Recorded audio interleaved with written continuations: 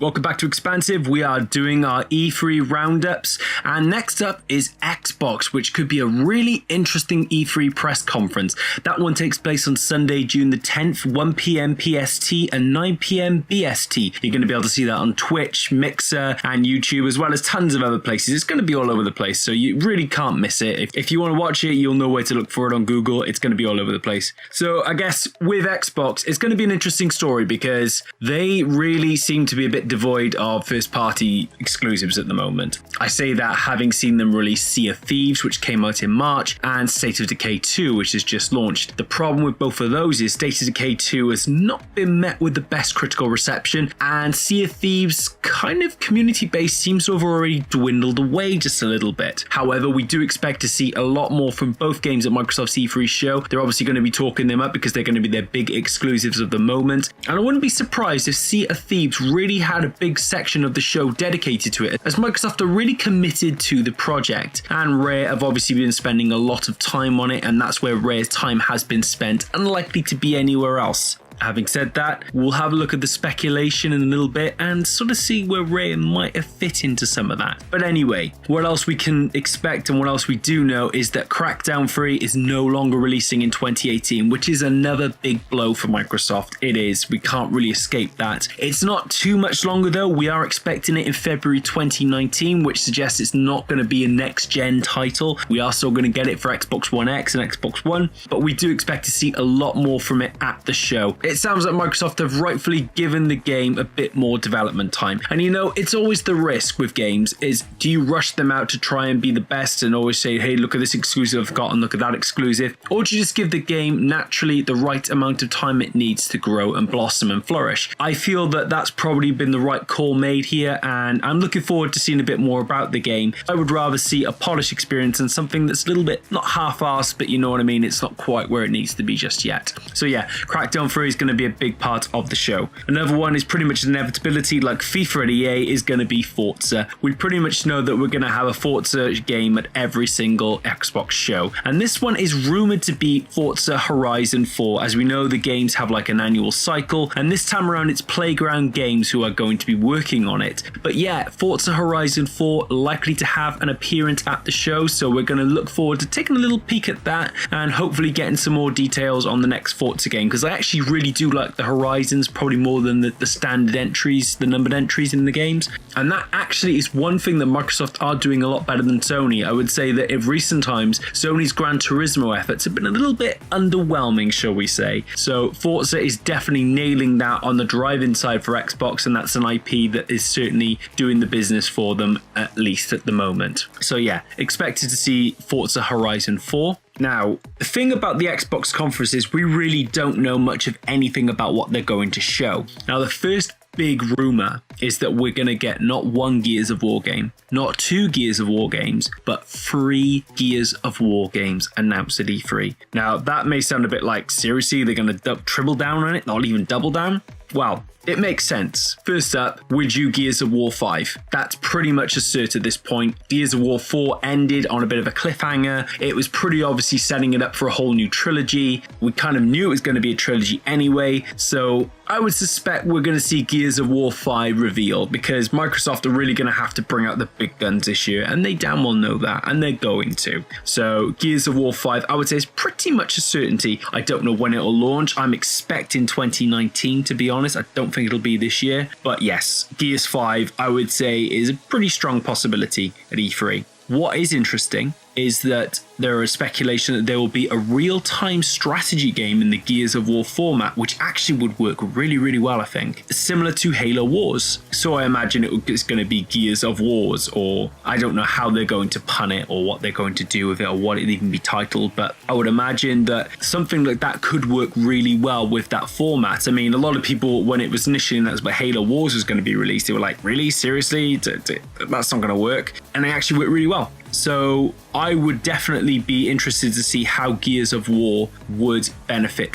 from that, and I'm very much looking forward to seeing how Microsoft would tackle that and what they would even do with that. Now this one, yeah, it's pretty much what you expect. There's also speculation there's going to be a Gears of War Battle Royale game, because Battle Royale is in Fortnite, PlayerUnknown Battleground, there was the Boss Key stuff that came out. You know, everyone and their mother wants a Battle Royale game at the moment, and it's pretty obvious to me that Microsoft fancy getting involved in that too. I know they have PlayerUnknown Battlegrounds, I'll get onto that a little bit, but using an established IP like Gears of War for Battle Royale, I think there's something in that, and I wouldn't be very surprised to see a big experience like that unveiled at E3. That would certainly be something, and potentially that could be a game that releases this year to really fill the void up for Christmas. I'd be quite excited about that. Another game that we're kind of pretty much expecting to see, and should be quite obvious to everyone, is Halo 6. It's been a long time since Halo 5 now. It released back in 2015.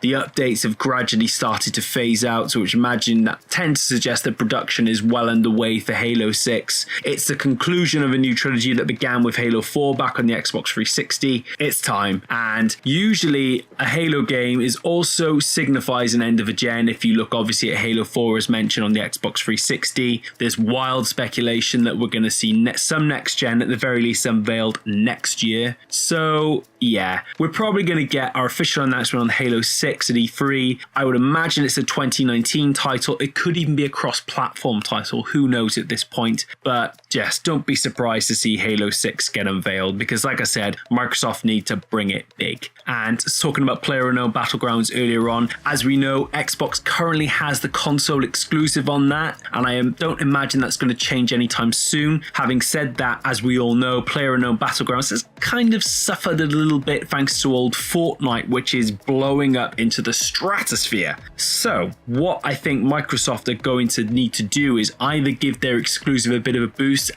announce some new content for Xbox exclusively, bring in some cool new features that are going to entice people to come back. They're going to need to do something with this if they really think that PlayerUnknown Battlegrounds has a future, because it's interesting, when it was announced back in December, it was like it was a big deal and everybody couldn't wait to get on board, and then all of a sudden people just started talking about Fortnite this year, and PlayerUnknown Battleground was just left in the dust and has not been seen since. So Microsoft are well aware of that, I'm sure, and they're going to need to do something big with PUBG, which I wouldn't be surprised to see something more announced about that at E3. On the independent side of things, we know Ori and the Will of the Wisps has been announced, a sequel to Ori and the Blind Forest. I wouldn't be surprised if that got a 2018 release date and we see some confirmation of that. We see a new gameplay trailer, we see a bit more. It would be a great little exclusive for Microsoft to have, and yeah, I think that that's pretty much due to release at some point this year. Another game that I think is also due to release this year, finally, is Below. It's been 5 years in development. It was announced way back at one of Microsoft's earlier E3 conferences, but there is some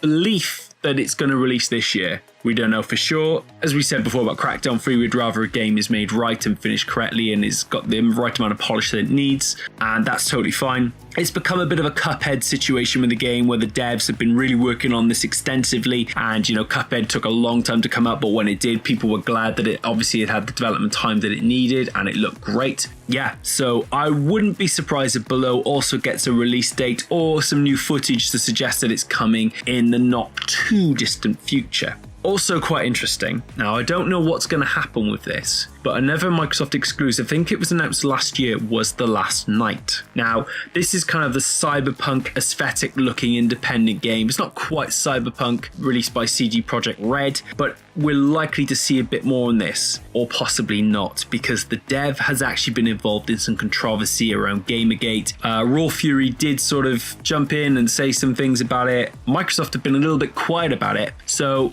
it'll be very interesting to see if this game has actually survived as a Xbox exclusive, and whether or not Microsoft will continue to work on The Last Night, we don't know. I guess we'll find that out at E3. Again, not much has been said about the game either way. We could see something, we may just see the game forgotten about completely. as far as an Xbox exclusive is concerned. Certainly there are comments that we don't agree with. It's something that was unveiled at Microsoft's E3 conference last year, so I guess it's a wait and see situation with the last night, but yeah, that's that. Now then, a couple of rumors have been floating around as well. Now the first one is a very interesting one and happens extremely rarely in games. So we all know Scalebound was cancelled and it was met by quite an uproar online. I mean, there was a lot of anger and frustration and disbelief. But what seems to have happened, or there was a wild rumor that went around a couple of months ago that Scalebound has actually been uncancelled. No, really, actually, a game was cancelled and then it seems as if potentially it could be revealed again. And normally these are the kind of things I'm like, seriously, whatever.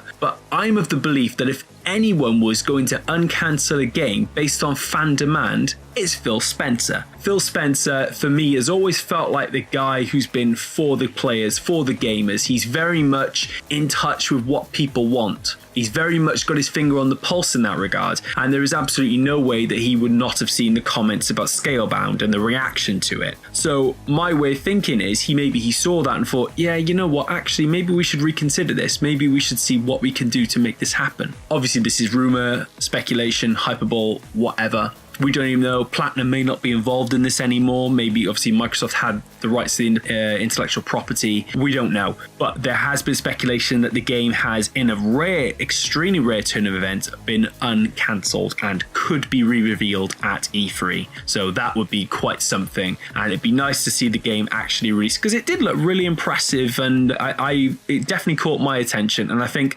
Microsoft are at a point where, you know what, they need more kind of first-party exclusives than not, because Sony have absolutely, they've just trashed them this gen. And, you know, it sounds horrible to say, but the quality of Sony's first party this generation, I think, is probably one of the greatest of any generation. And it's still not done. Yeah, and that's the crazy thing. They're still not done. They've still got some huge stuff to, and we're going to talk about that in another show. But yeah, I honestly, I think when the dust settles, and I think time will show that the PlayStation 4 had some of the best, if not the best, first-party exclusives of any console ever. Bold claim, I know. Story for another time. Let us know in the comment section what you think about that, but that's certainly where my head is going at the moment. So yeah, obviously it would be very difficult for anyone to compete with that, but Microsoft haven't even been in the race. Nintendo certainly have, but Microsoft have kind of, I think they were lost at launch, to be honest. So yeah, they need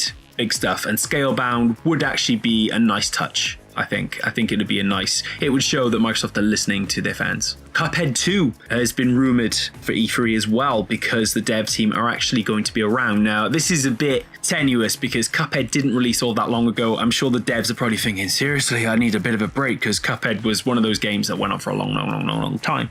Having said that, I'm sure they had tons of ideas in their development time, and I wouldn't be surprised, due to the incredible success of Cuphead, if we got another one. So that could be interesting. I think, to be honest, the only reason they're going to be at E3 is they're showing off some Funko Pops of Cuphead, and it'll be the first E3 now that the game is released. But who knows? Microsoft definitely like to surprise people, and Cuphead 2 could be on the cards sooner than any of us are expecting.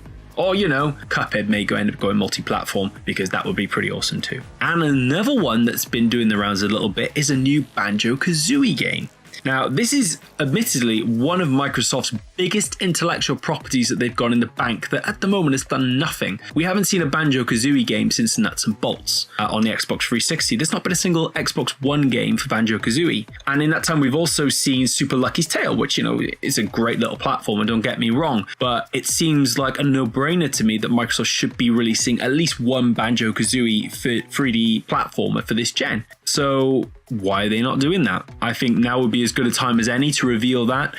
Maybe make it one of the last hurrahs for the Xbox One X, because a lot of people have invested in Xbox One X, and I've seen a lot of people actually saying, do you know what, I kind of regret my purchase, because I wish I got the PlayStation 4 Pro and had access to all those exclusives, whereas Microsoft's not really giving me anything at the moment. So a nice BanjoKazooie game could be the thing to get people back on side, and I think that would be quite a nice little touch as well. Another thing I do think about that with E3 for Microsoft is there's been this interesting relationship between Xbox and Nintendo. This is kind of giving you a bit of a heads up into the Nintendo E3 chat that we're going to have, but you've probably seen the stories that Fortnite has been announced for Switch for E3, and also Paladins. Now, Paladins has been confirmed, and Paladins is actually going to have cross-platform play between Xbox and Switch. PS4, again, is not going to be involved in that. What's also interesting as well is that Minecraft, there was a special relationship between Switch and Microsoft, and also we had this scenario with Rocket League as well, which also had Xbox and Switch. Now, there's an interesting possibility here that the relationship between Microsoft and Nintendo could be explored even further at E3, and that would be sweet. I mean, maybe we'll get something crazy like a compilation of games, very limited number of games, because Nintendo are very selective about that can actually be purchased for the first time on a console that is not a Nintendo console, like maybe a kind of a Mega Drive collection of NES games that they're very unlikely to do anything with again. Having said that, that's unlikely because obviously they've got the NES